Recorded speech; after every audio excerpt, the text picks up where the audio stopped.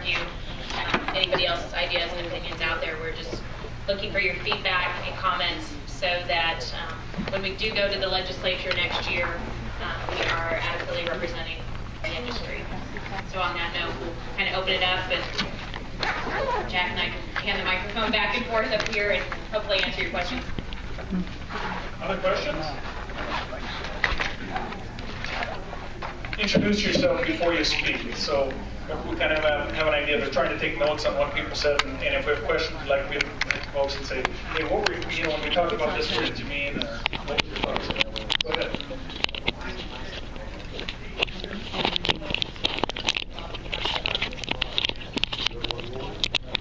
QB? Okay. Okay.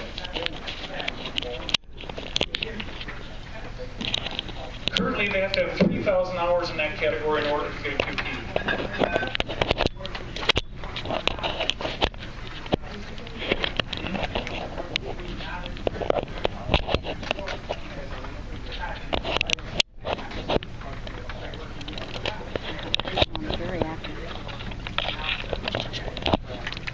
What you need to do is you should talk to Robert. Again, you know, you have to have experience. You have to have 3,000 hours of experience, and if you'll vouch for him, you know, there's basically some forms you have to fill out. And you vouch for him, he can get his QP. Go ahead.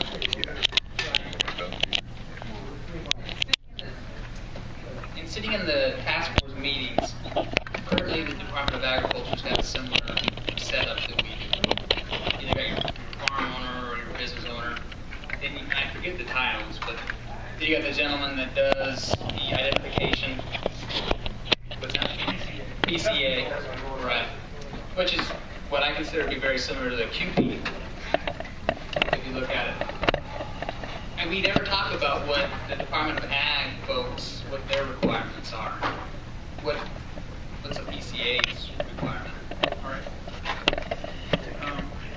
Are you asking what do they have to do in order to obtain that, or are you just wanting to know just kind of how our structure is from a licensing standpoint? Right. What kind of 2,000 hours, 3,000 hours? Okay. Well, currently, in the Department of Agriculture, if you're going to apply pesticides for hire, you have to have a custom applicator's license. In order to have a custom applicator's license, you have to have a certified commercial applicator working for you. So that's similar to like you guys have. You have your business license and your QP. So it's similar to that. The PCA is kind of somebody that's off to the side who actually goes out and does pest identification, tells people these are the recommendations for applying pesticides. And I think, as you said, that's like the QP, because the QP, he may not be at every site, but he makes, for the company, they have this general process that they follow to deal with these things. So, did that answer the question? Well, I mean, what kind of qualifications do they have to have to earn that? Okay, for the PCA, they have to have 40 credits. And 40 college credits in specific areas. We actually had a rocket scientist come in who didn't qualify. He did not, because he did not have credits in the appropriate area. Or we do have some, and they have to have some experience as well. We have the same experience requirements for PCAs. I just can't remember I just don't remember. But there is a time frame that we have to work for someone, and they have to have these credits. Then I guess my follow-up question is, and I feel like I'm skipping trying to cover the whole QP thing. Yeah. Because I go back and forth on kind of making it easier to get one, or yes, you know, they're putting forth people that need to be pre-qualified. Why would we make our QP less qualified, or not? I don't want to use those terms, but make it easier when they're very important people doing the same. They're doing identification, teaching out training how to apply it, like CA or CPA. What you guys got? You know, there's a lot of similarities I see between agriculture and what you guys do from a pesticide standpoint. I mean, you always got to be concerned about the public and everything like that. But I think the thing that's a little different is you guys are applying pesticides around people. I mean, in the homes, in the hospitals, you know, where there's really, I look at it as great potential for for harm. Whereas in agriculture, the guys are out spraying in fields that they're managing or they own or whatever. So there's not that immediate. There could be environmental harm in case if somebody screwed up. But so from an agriculture standpoint, on like in that situation, the guy has to have a certified applicator on staff.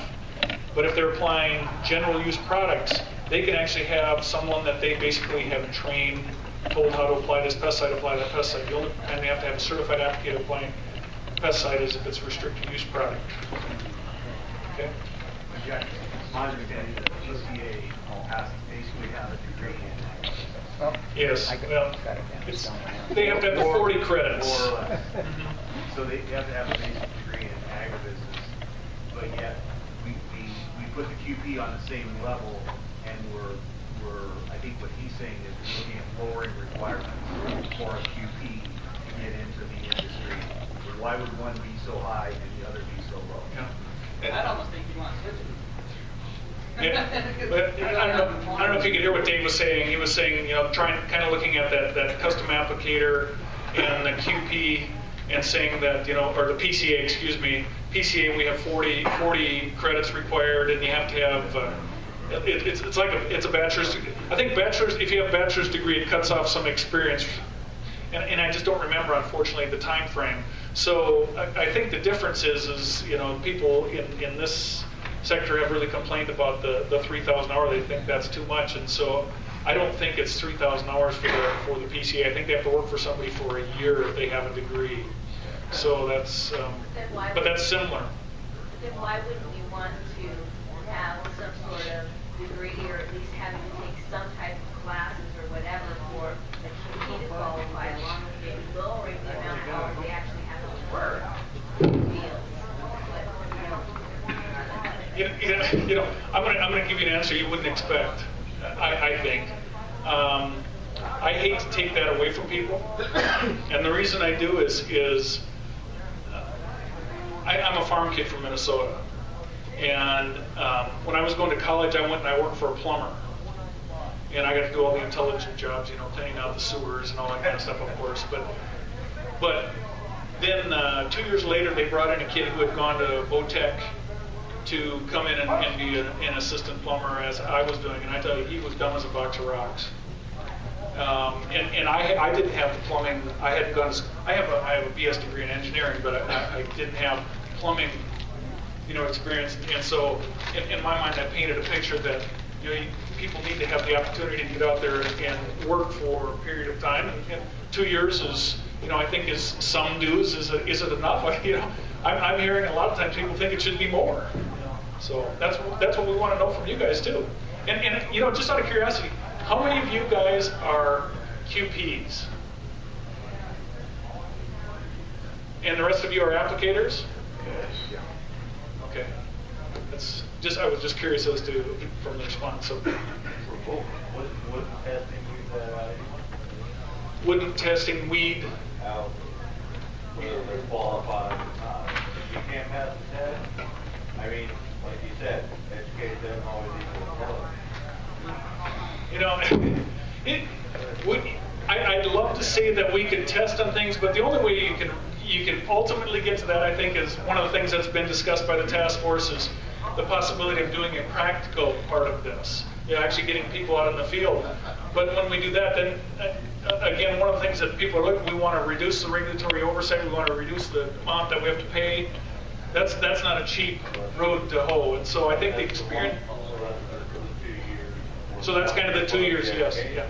You have that, plus you have the ability to pass your standardized test at whatever level you want to test. If they have the experience as well. Raise the testing level, don't necessarily raise the hours or the education level.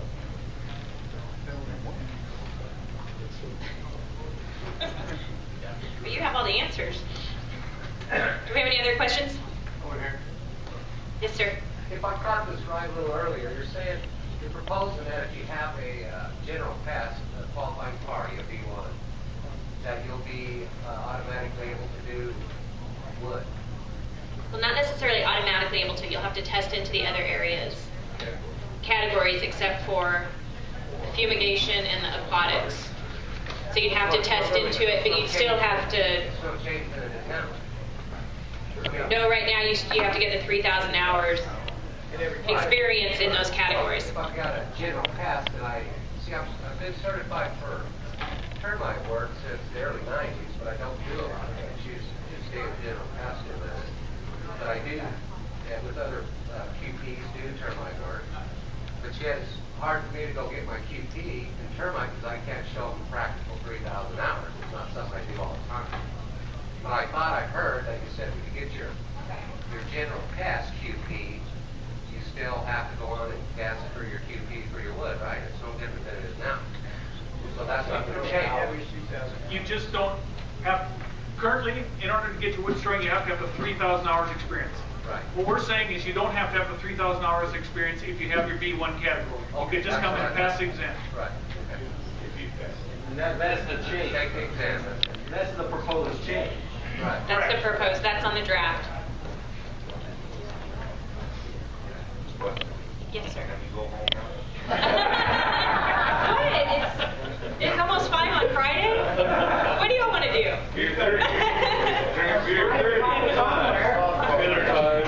All right. Any other comments, questions?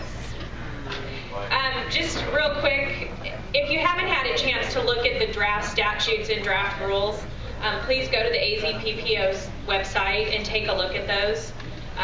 There's an online virtual town hall. Submit us your thoughts, comments. This is good, this is bad, this is awful, this is how I would change it. We really need that feedback.